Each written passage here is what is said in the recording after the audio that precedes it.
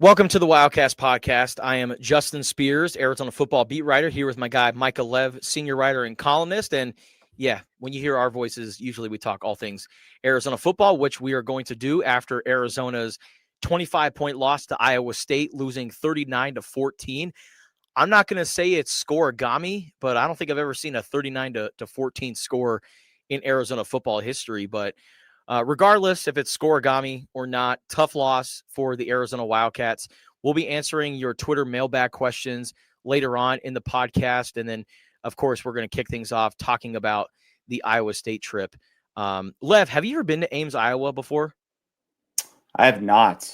Okay. No. I've been to Iowa City way back in the day in my Big Ten days. But no, never Ames. What was your experience like?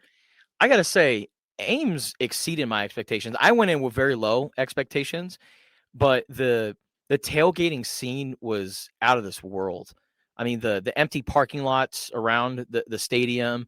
I mean, there were thousands of cars and RVs and trucks.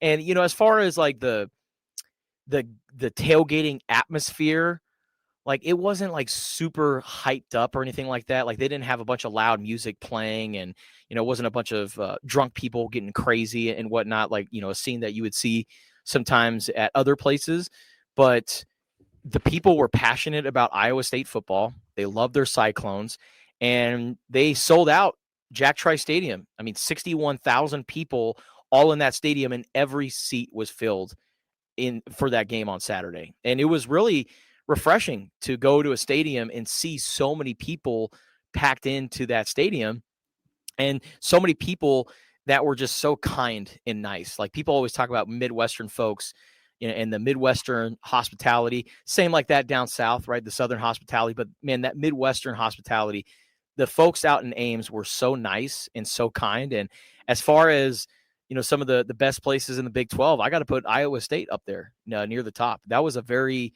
fun trip. And I also love the Hy-Vee grocery store, which is like their Midwestern grocery store chain. Man, I was literally a kid in the candy store. I had so much fun in the 2 days I was there in Des Moines/Ames. So it was a good trip. So my son is applying for some different like scholarships, you know, as he goes off to college next year. And one of the questions on one of the recent applications was like, how would you describe the city in which you live? And there were a bunch of drop down options, and like college town was one of them. And another one was like metropolis or some sort of more city oriented. And I said, it's got to be college town, right? Like Tucson is kind of centers around the University of Arizona. But I do think that our city is a little bit different than, say, Lubbock or Ames or Manhattan, Kansas. Yeah. Right. Like we have about 1 million people who live here. There's kind of a urban/suburban sprawl characteristic to Tucson, right? And I would also say that like the way that where the stadium sits and how all of that, like the actual like geography of it all, right? Like the setup is not as conducive to what you're talking about.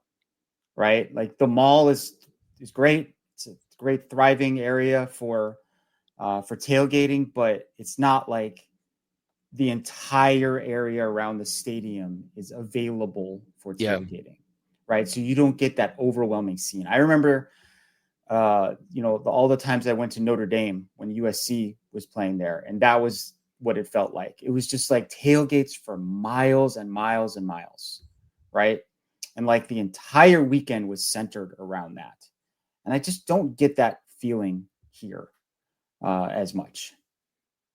Yeah, honestly, the tailgating scene was night and day better than Arizona's. And I say that with the utmost respect because I do think there are, you know, I've seen a good tailgating setup on the mall for U of A games, but nothing like what I saw Saturday in Ames, Iowa. And another thing, too, like you mentioned, Lev, about the differences between places like Iowa State and Kansas State and a place like Arizona is, you know, people in Ames or people in the state of Iowa, they will drive 3+ hours to go to games. And, Arizona, they do get people that drive from Phoenix. Like, there is a contingent of people that come from the Valley down to Tucson to watch football games. So I'm not going to sit there and say, like, Arizona doesn't do that, because they do.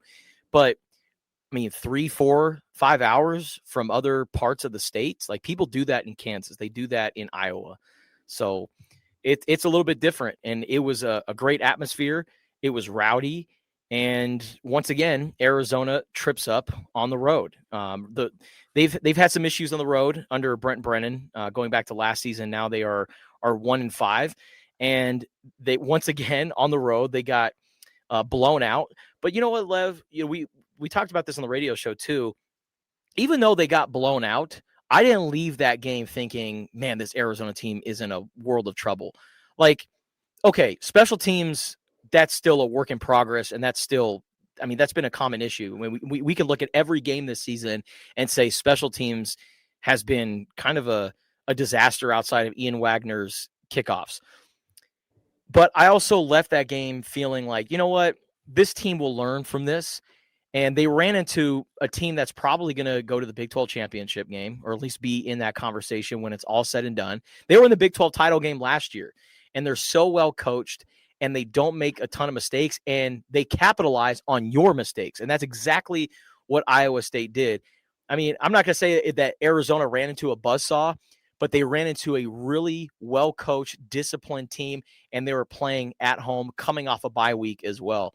So I think Arizona fans, don't push the panic button. I think this Arizona football team is still really good, still have plenty of opportunities to get to a bowl game, including this week against Oklahoma State, which is struggling. And we'll talk more about that game later on in the week. But I don't look at this 25-point loss and think, man, Arizona is in some serious trouble right now. This team is going to be just fine.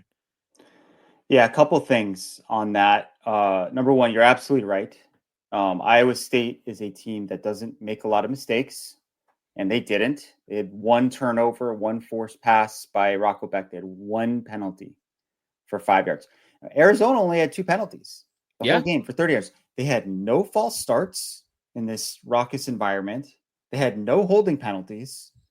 Like, great steps forward by the offensive line, which, by the way, no rotating. Chuba Ma'ai at left guard, Tristan Bounds at right tackle the entire game. Certainly a topic worth exploring as the week goes on, as that was kind of a big change. So I agree with you. If you look at the total yards, if you look at the yards per play, it wasn't that big of a difference. There's this guy on Twitter named Parker Fleming. His account is called Stats O War, and he does a lot of like advanced stats and this kind of thing. So one thing he does every week, it's called Did We Really Get Beat That Bad? Okay. And it's this chart that looks at what he calls net success rate. Okay. So basically, if you're like on the right side of the chart and you have a big bar, like that's a blowout, right? Like Missouri UMass is the game that's all the way on the right-hand side, big, tall graph, like blowout, like they dominated UMass, right? Arizona, Iowa State's kind of a little more over to the left, not much of a disparity between the two. And if you look at every game that is to the left of the Arizona Iowa State game, the biggest point differential was 9. Okay, so those are all close games in score. Arizona's game was not close by the score, but it wasn't that big of a disparity just when you watched play-by-play, line of scrimmage, all of these types of things. Iowa State hit some big plays. Like, I thought that slant pass right at the start of the second half was kind of like the killer, right? It was 22-7. You got to get a stop. They hit that big play, and then they scored soon after, and that was kind of it. But they hit big plays. Arizona missed connection on a lot of potential big plays. They don't make mistakes, and they capitalized on field position, which was a huge, huge factor in this game. Plus 15 differential in average starting field position, and that is a massive, massive number in a football game. Yeah, and that was really my big takeaway from Saturday night was the special teams element, especially in the first quarter. I mean, there were just way too many mistakes that kind of piled up, and it led to Iowa State getting some momentum. And then field position. I mean, average start for Iowa State on Saturday for drives was what, the 38-yard line? I think it's 37. Or 37, 37-yard line. So versus the 22. Yeah. Which might not sound like much to people, but that's a lot. On an It is average, right? really a lot. I Yes, mean, and Iowa it's State been had a big topic in the NFL, like with the new kickoff rules and how good the kickers are. Like you're like 2 first downs away from a field goal in the NFL these days, with where drives are starting and with how far kickers can make field goals from. You don't have that necessarily in college football. Maybe if Iowa State had their regular kicker, they would have been able to do that. But like the play with Dalton Johnson, right, where he plowed into the kick returner, and was he pushed? Probably. People didn't like my take on that one, Justin. Oh, trust me, I'm right there with you. I was like, oh, Dalton could have been called for targeting. And they're like, but he was pushed. Yeah. Well, anyway, that drive started at Arizona's 38-yard line.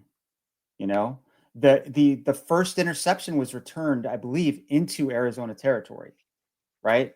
I mean, you got to traverse less than half the field. That's a big advantage for the offense and a big disadvantage for the defense. Iowa State had 3 touchdown drives on the plus side of the field.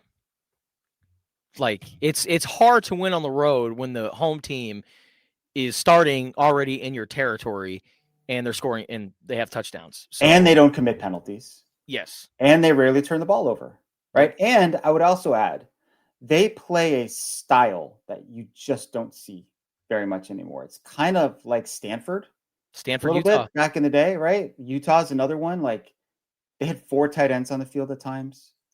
Like if they have and 1 to go, like they're lining up in that crazy like I formation and running a quarterback sneak, and it's basically a tush push type of play. Right? You're not going to stop that sneak. Like there's just no one's going to. But you know what? Who else is going to do that? Like Oklahoma State's not going to play like that. Even BYU is not going to play that style of play. So I don't think there's a lot of teams that are like Iowa State in the Big 12, and not a lot of them are on Arizona's schedule. So yeah, I think it was just a really tough matchup for them. Maybe more so than I anticipated because of just Iowa State's style of play. Same. And then who knew their tight ends can also pass as well. You know what? Ben Bramer. I got to say, like, I hold Arizona's secondary to a higher standard than just about any other position on the team because of Stooks and Dalton and Genesis, all really good guys and really good players, smart, experienced players. The entire secondary got fooled on that play. Like every guy ran up as soon as they did that. That was a very disappointing play, and I'm sure we'll get Danny Gonzalez's extensive breakdown of what exactly happened on that one when he meets with us on Tuesday. Well, disappointment. I was kind of disappointed in the special teams right off the bat. And I mean, not only with, like the missed field goal and the poor snap, but as soon as Iowa State scores, they don't go out for a PAT. They line up for the swinging gate. And it was a direct snap to Gabe Burkle, who powers his way through. And I'm like, wait a second, I saw that. And kudos to Iowa State. They were like, hey, we're gonna look back to even last year's tape and see if there's any weaknesses that we can expose. You could see it happening from the camera angle. They had the camera behind the goalpost, right, which is where you always have the camera for an extra point or short field goal.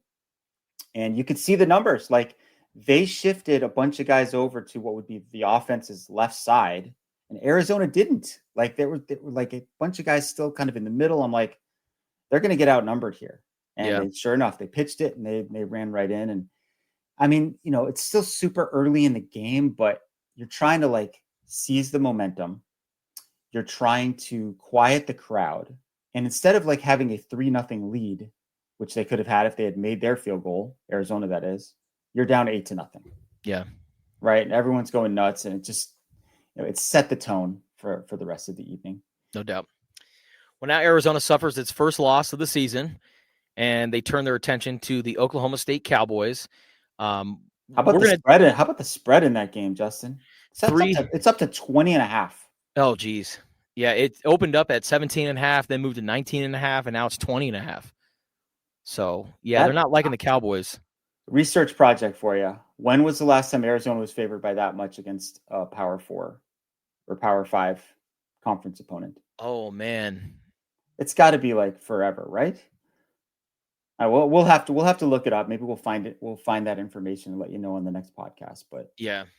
I mean, that is a massive, massive spread. And I got to tell you right now, as of today, I'd probably take Oklahoma State. They showed some fight. That's a lot of points. Yeah. Like a lot of points. They had the same exact spread against Baylor, and they ended up covering. So, all right. Well, let's dive into the mailbag, Lev. Let's talk about. We're going to continue to talk more about the Arizona Iowa State matchup with some of our mailbag questions. Lev, I know you got a boatload of them from a variety of platforms. Various sources here. Yeah, various sources. Okay. All right. So this was a good one. This is a good one for you, Justin. All right. This is from Marcelo Martinez. Are we going to get any transfers / recruits from UCLA or Oklahoma State? You could also add, I guess, other teams that have let their coaches go. It's not just them. Since they lost their head coaches, would like to know if we're trying. So I believe that, and correct me if I'm wrong here, but Geiska Crowley, the general manager of Arizona football, told us that you cannot play for more than one school in a semester, yes. Right? So, or in a quarter. So players who have already played for these teams cannot transfer to another school and play for another school as of now. I mean, who knows? Someone could file a lawsuit. These things tend to fall apart quickly. But I do believe that at least one UCLA commit, or that Arizona offered one of them. Yeah, linebacker. So I think everything's fair game when it comes to the recruiting side of this, right? Like I think Danny Gonzalez said this the other day. Like, we're trying to flip guys, and other teams are trying to flip our guys. That's just how it works. And when you lose a coach, I mean, that's prime real estate for going after dudes. Yeah, I think that, the Arizona staff, they are mindful of how the team could look next year, right? You look at the current guys that they have, and they know if they're going to be here or not, right? So if there's like a position that is going to need some depth, maybe you keep your eyes on some of the players that are leaving those programs. But yes, you can't get those guys to play midseason, which it'd be interesting to see Nico Imaleava, playing for another team, throwing the football for another squad, but not going to happen this year. Yeah, I mean, how far are we though from like there being trades? Oh man, like as college football becomes increasingly professionalized, I don't rule anything out in the future. But as of now, you can't play for more than one school in the same like academic period. So, all right. So Pap, who's Jerome G52. This is sort of looking back a little bit, but he says Cyclones with 2 or 3 tight ends typical. What is their plan to handle that? I've always thought teams undervalue the tight end, especially after a brush block. Always open and have sure hands. Like the tight ends were a factor in this game, no doubt. Yep. But maybe a little bit more than like in a different way than we expected. Like the pass was thrown by a tight end. The 2-point conversion was scored by a tight end, but most of the big passing plays were to wide receivers. Yeah. Again, exploiting man-on-man coverage, deep shots down the sideline. I thought like overall, Arizona did a decent job against the big guys. Yeah. Well, and also, those big guys are key blockers as well in the run game. True. And Iowa State averaged 2.4 yards per carry in that game. Like Iowa State did not really run the ball effectively when you have a large portion of the field, right? When it was, when Iowa State was on their side of the field or near midfield, they didn't really run the ball effectively. What they did, and I mean, I'm not going to sit here and say like this was what Matt Campbell really wanted to do, but it was like big passing play, big passing play, big passing play, get inside the 10-yard line, and then just use all that size on the O-line, use all those tight ends, and just push your way through. Like you said, Lev, it was like the tush push, but you didn't have anybody pushing Rocco Becht from behind because you had all these tight ends in 12, 13 personnel as extra blockers, and Carson Hansen or Rocco Becht would just get a constant 3 yards every time they were inside the 10-yard line until they scored. Yeah, I mean, they were pretty unstoppable in short yardage situations. You make a good point about the tight ends contributing to the run game, but it felt like they were bullying Arizona early in the game. And then you look at the stats at the end, and as you mentioned, they averaged 2.4 yards per carry. Like the two running backs, they had 31 carries between them. This is Carson Hansen and Abu Sama. They only gained 89 yards. I do admire though how patient Iowa State was with their run game, Yeah. right? Like the attempt, it does add up. It does have like I think I said this on the radio show this morning. It's like jabs, right? It's just like Yeah. body blows, and then it kind of leaves you vulnerable for that big play. So I think they played better complementary football than Arizona did within their offense, and then just kind of in all three phases too. No doubt. All right, I got one more from Twitter/X. This one comes from Arvind. I am not going to try to pronounce his last name. Way too long, and I'm just going to botch it. But it's a good one. This is a tough one. I don't know what to say about this one. After 4 games, what would you say is the strength of this team? Where does that strength rank in the Big 12? I would have said before Saturday night, I would have said the secondary is the strength of this team. And they played their worst game of the season, right? Like I thought the defensive front was actually like decent, right? They had more tackles for loss than Iowa State did. They had more sacks than Iowa State did. You mentioned the rushing average. The big plays were a big problem. Missed tackles were a big problem for the secondary. So I don't know I don't know. Maybe that's a problem moving forward. What do you think about strength of the team? Yeah, I would say still the secondary, but then again, Marquise Gross-Killebrew, according to Pro Football Focus, gave up 3 receptions for 78 yards, and then Aiden Garnes also gave up some big plays as well. So it was a bad day at the office for the cornerbacks. I would say definitely more so them than guys like Genesis Smith and Traden Stukes and Dalton Johnson. So yeah, the corners, those guys have to be better.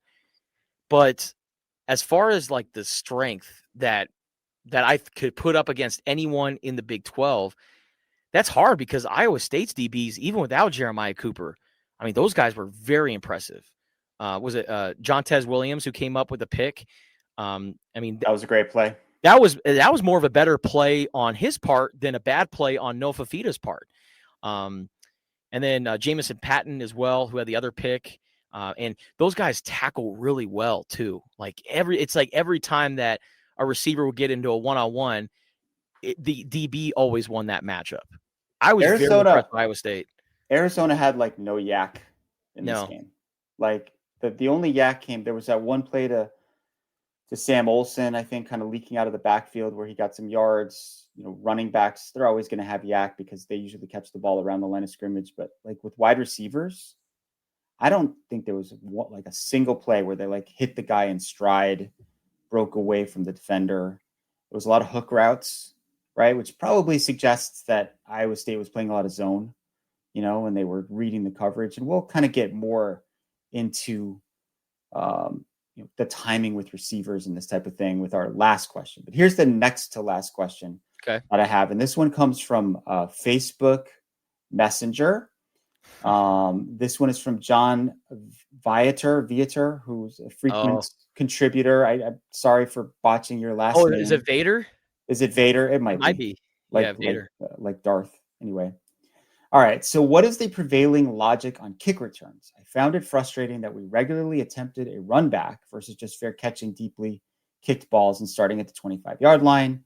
I noted in Lev's 5 Takeaways article that the average starting field position was the 22-yard line. That number seemed better as an average than the actual starting position and the probability of each possession resulting in a score. So this was different in the kicking game because Iowa State didn't have their main kicker. You didn't have the altitude that you have in Tucson. So when Arizona was receiving kickoffs, and it happened a lot, unfortunately, they were falling short of the goal line, right? So then you have a decision. The decision, do I take it out or do I wave my hand take the fair catch, take the ball to 25. I don't mind them trying to make a play most of the time. Like you've got Ismail Mahdi back there. Who's the other kick returner? Is it Javen Watley? I think it's the other one. Like these are speedy playmakers. You work on this stuff like every single day. Like, why not try to make a play? I don't have a huge issue with it. I actually think if it's like the kickoffs are even shorter, like pop-up kicks around the 12 or 15 yard line, that's where you want to put your hand up because that's like a ploy by the other team to maybe try to trick you into it. But if they're landing just short of the goal line, I say bring the ball out and try to make a play most of the time. I don't have a huge issue with it. Yeah, especially, if you have a really good kick returner like Ismail Mahdi. Ismail Mahdi was an All-American a couple of years ago. I mean, because he was a really good running back at Texas State, but he also did a lot of damage as a kick returner as well. He led college football in all-purpose yards just 2 years ago because he was a really good kick returner. So I don't hate Ismail Mahdi taking the ball out. And, when you're playing on the road, sometimes that kick return, and you have that big one that can get you some momentum. It's key for field position. So I don't know. It's kind of just pick your poison. Do you want to play it safe and just, consistently start at the 25 and rely on your offense? Or do you want to, give your team some juice and trust your skills? Ismail Mahdi is certainly very confident in himself, and Arizona should be because he's a really good kick returner. So I don't hate the kick returns. Yeah, and I think the field position disparity was more of a factor of like the penalty on Iowa State's punt return, where Dalton plowed into the guy and moved the ball up. That the return on the interception, putting the ball on the other side of the 50, they had a failed fourth down attempt, right, from their own 44-yard line, I think, right in the third quarter. That also set up Iowa State on the plus side of the 50. So I didn't have as much of an issue as John did, but we appreciate his question nonetheless. Absolutely. All right, this is the last one. This one's an email from Roger Myers. I asked him for permission to answer the question on the pod, and he said yes. And this is some interesting stuff here, Justin. We could do a whole pod on this easily. I don't hear or read anything about Arizona football backup quarterbacks. Why don't they play?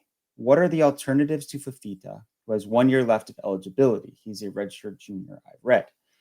Fafita needs competition. When Fafita struggles, as he did against ISU, Brennan needs to put in another quarterback. Is Brennan actively recruiting quarterbacks and looking in the transfer portal for quarterbacks? Fafita is a good guy, but he's an average quarterback. Is it a receiver problem? Your opinion / comments, please. All right. This is quite the topic, to be sure. Noah needs to play better. He acknowledged that after the game in your interview with him, right? Like he put it on himself, right? And the question I have is, why isn't he playing better? Like, is this an issue with fundamentals? Is this an issue with not feeling completely comfortable with the system yet? Is this a thing of timing and working with these receivers, to the extent that he worked with Tedero McMillan for like his entire life, right? Like those guys were always on the same page. Yeah. They played together since like 7th grade. Like most of Noah's misses in this game were behind receivers. So is he throwing to the spot where he thinks they're going to be? Are they not where they're supposed to be? Are they doing exactly what they're supposed to and he's panicking or feeling the rush and throwing an inaccurate ball? I don't know. So that's the first part of it, the Noah part of it. What do you think about just Noah's play? And then we'll get into the whole kind of backup and recruiting situation. Yeah, I think Noah has evolved as a quarterback. Like we're seeing more runs out of him, more designed runs, and he does a really good job of protecting himself. So I think Noah has greatly improved in that area. And as far as, the passing game goes, we haven't really seen Arizona's receivers as a complete group. Like Chris Hudson missed some time earlier in the season, right? He really only played he didn't really play until the Iowa State game. And he looked great. Got his first touchdown as a Wildcat. I thought he showed a lot of promise as one of Arizona's top receivers. And then Chris Hunter also missed a lot of training camp. a lot of training camp and was kind of banged up going into this season.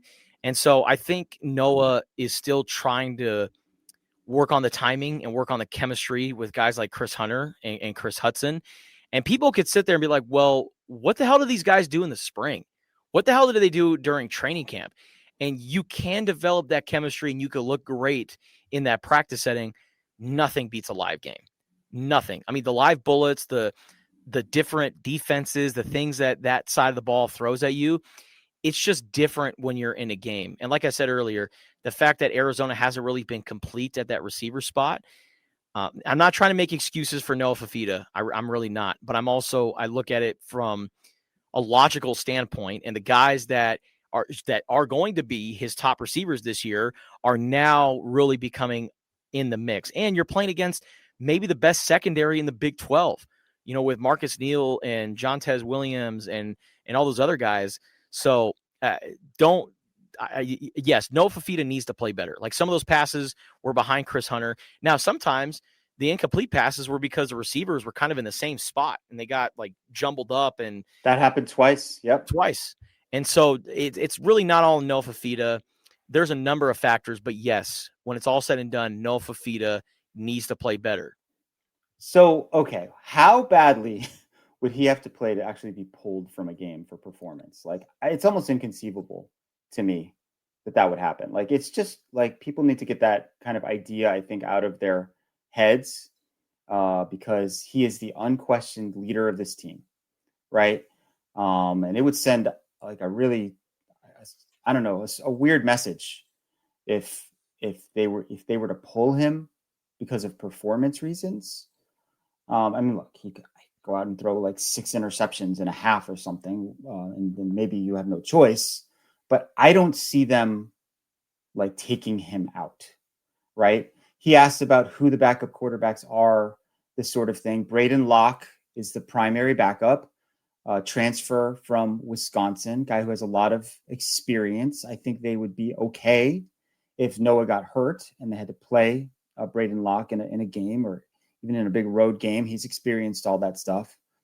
They have 2 freshmen on the team. Luke Haugo is one, and Sawyer Anderson is the other. One was a recruit from kind of the previous assistant staff, and then Sawyer Anderson was brought in by Seth Dagey. And then they have another really highly rated quarterback in the pipeline who's committed to them for next year. So, yeah. What do you think about the backup quarterback situation, and then also kind of like what the future looks like there? Yeah, this is a very interesting situation because Braden Locke could start at a lot of schools, but decided to come to Arizona. And, maybe this is kind of like a one and done type of deal with Braden Locke. Maybe he enters the portal again and goes to find a home to start. He talked about it earlier in training camp. Like it was just about timing. I mean, the timing of my college career, how much time I have left. It made a lot of sense to come to Arizona. And so I think being the backup to Noah Fafita is what he wants to do. As far as, next year, Oscar Rios is a really good player. I mean, an awesome player. I mean, he was at the Elite 11 quarterback competition. He's viewed as one of the top passers, top athletes at the quarterback spot for the 2026 class.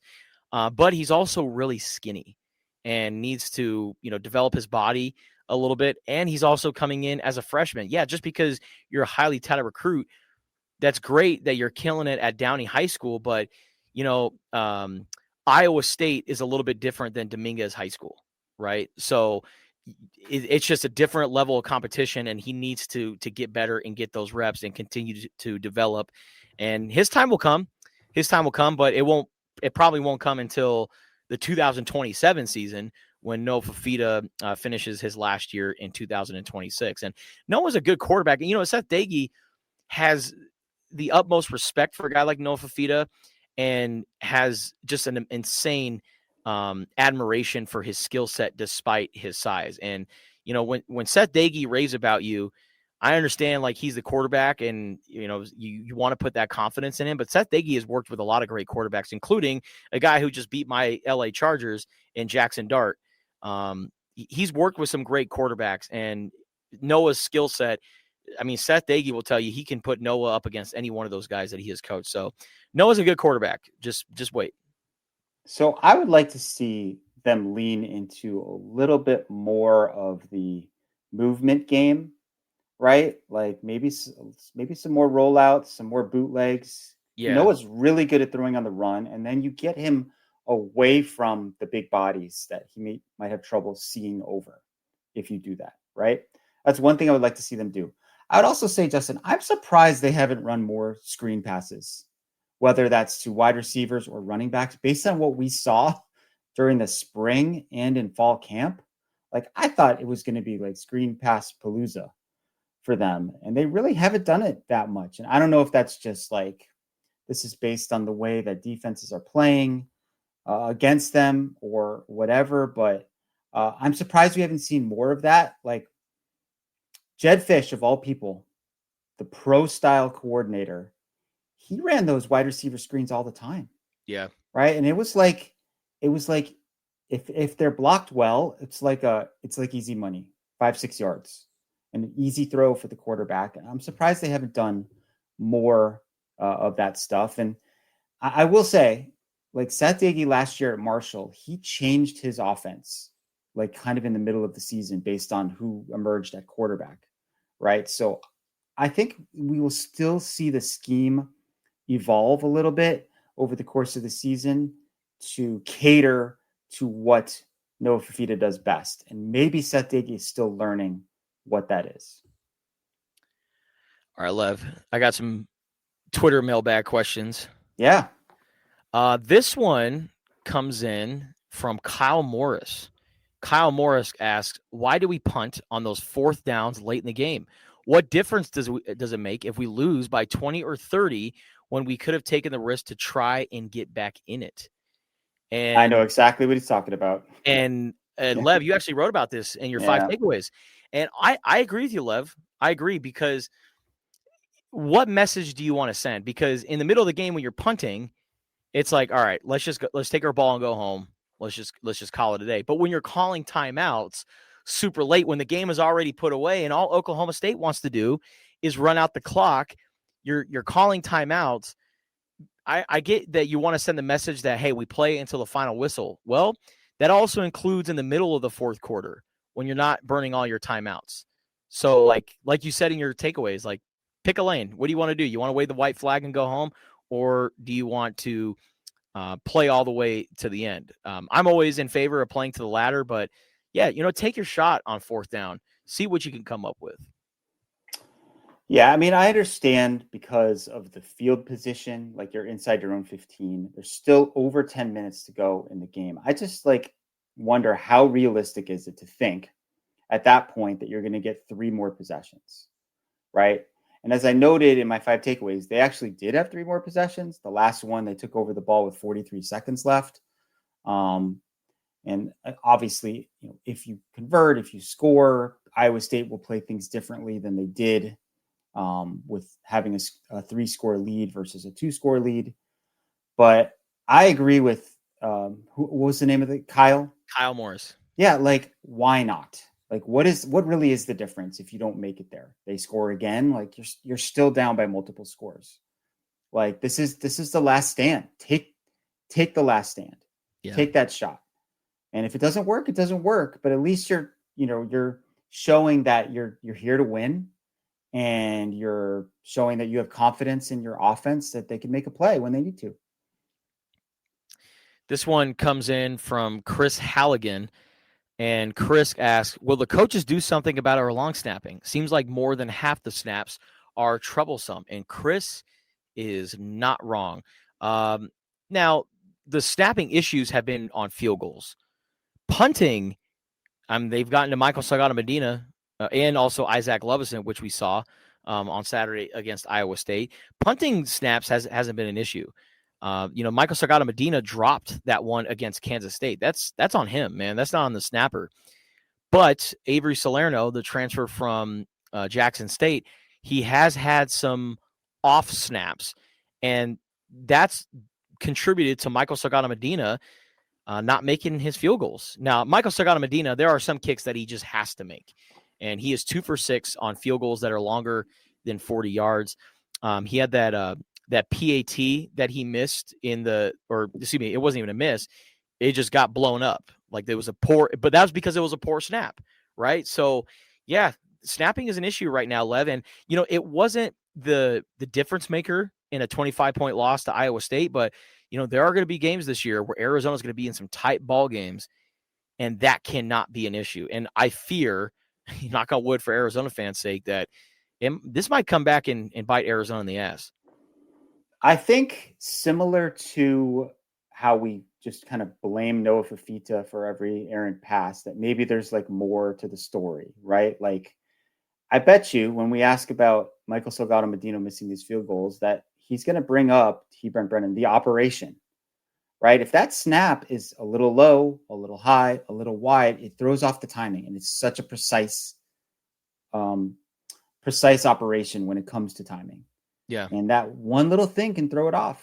And the snapping hasn't been great. They brought Avery Salerno in as a transfer. What's the name of the freshman backup? Yeah, Broden Mullen. Okay, so the other guy, the only other snapper on the roster is a true freshman. So I'm assuming that they're not ready to go there. Maybe they will. I haven't sat there and studied exactly what the snaps look like, but I will defer to you, Justin, about this. Which is more difficult in your opinion, the short snap or the punt snap? Like, why would that one's harder? Why? Because it for me, the punt is like, okay, the guy's directly behind me. I can just let this sucker fly. Like you're obviously putting more juice on it because they're farther back. But to me, the short snap, because you have to keep it low as well. With punt snap, you're like, I just need to get it to the punter's belly or his chest, right? I need to put it right in the basket of where his hands are. Where field goal, you got to be more accurate. You got to keep that ball low, and you can't put so much juice on it. Like, you want to get it there to avoid it getting blocked, but you also don't want the ball to be so fast that it goes right through the holder's hand. So it's a more delicate operation if you're a snapper. And so I probably say short snapping is definitely more difficult than long snapping or punt snapping.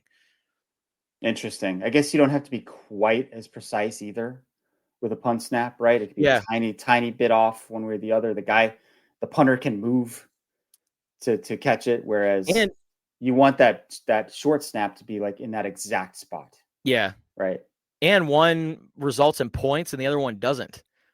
Like, I'm going to be honest with you, man. There were some situations where I was a long snapper and we had field goals in like close games, and my hands were shaking on the ball because I was like, don't bleed this up. Don't bleed this up. Don't bleed this up. And I didn't. It was our kicker who messed it up, but I digress. All right. Let's. Got a few more. Well, Mudman asked, why does Fafita seem to overthrow every receiver besides Chris Hunter? Kind of already talked about that. Talked about snapping. You know what? Okay. Actually, I got one more for you, Lev. Okay. This one comes in from Tom Henry. And this is not really a question. He even says this. The same fans who would have been super happy if they knew we had a 3-1 record at this point, if they were told so a few months ago, are now acting like the sky is falling. Please provide some comforting words to help them back to reason. I know that's not really a question. And Lev, I will defer this to you because you wrote about this in 5 takeaways. Yes, this is a great point. This is the point, frankly. Before the season, when you laid it out, you looked at the schedule. I think most people thought, probably us too, that they would lose to Kansas State and Iowa State. Yeah. And they'd be 2-2 heading into a winnable game against Oklahoma State. They are 3-1. They have thus far exceeded expectations. You can say whatever you want about Kansas State not being very good, etc. They did just win against UCF, and it wouldn't surprise me in the least if they kind of went on a run. But they have looked better, I think, overall than most of us expected. They have a very good chance to be 4-1 after this upcoming game against Oklahoma State, in which they are favored by almost 3 touchdowns.